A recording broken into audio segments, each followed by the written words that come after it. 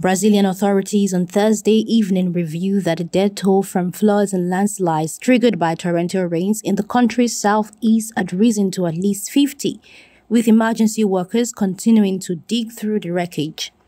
According to the Sao Paulo state government, dozens of people are still missing after the disaster. Last weekend's record storms dumped more than an entire February's worth of rain in 24 hours on the picturesque beach resort town of São Sebastião and the surrounding region, triggering violent floods and landslides that tore through precariously built hillside communities.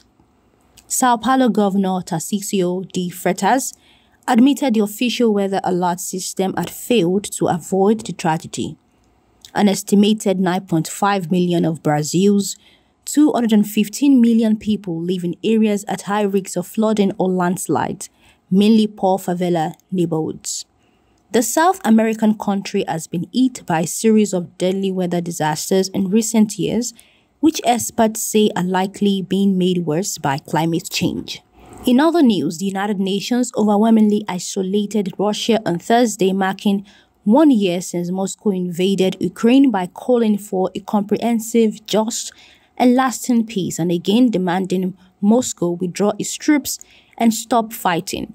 The 1 year mark of Russia's invasion of Ukraine stands as a grim milestone. That invasion is an affront to our collective conscience. It is a violation of the United Nations Charter and international law. Just a day after China's top diplomats visited Moscow and pledged a deeper partnership with Russia, Beijing abstained on the vote, the fourth time it has done so on such action since Russia invaded Ukraine on February 24 last year.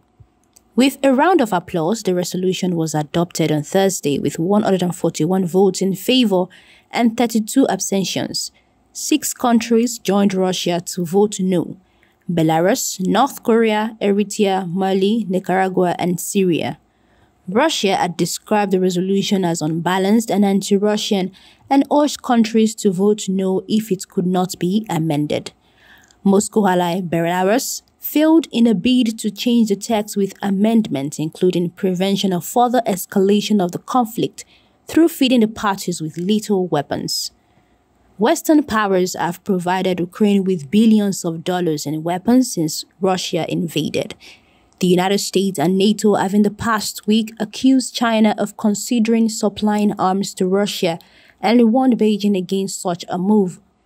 China's absences appear to reflect a bid to stay on diplomatic fence over the war in Ukraine. China has been providing important support to Russia over the course of the last year. Beijing says the sovereignty and territorial integrity of all countries must be respected, but in a nod to Russia's unease about NATO, believes all security concerns should be addressed. Opeyemi Oluwemi reporting for Allnews Nigeria.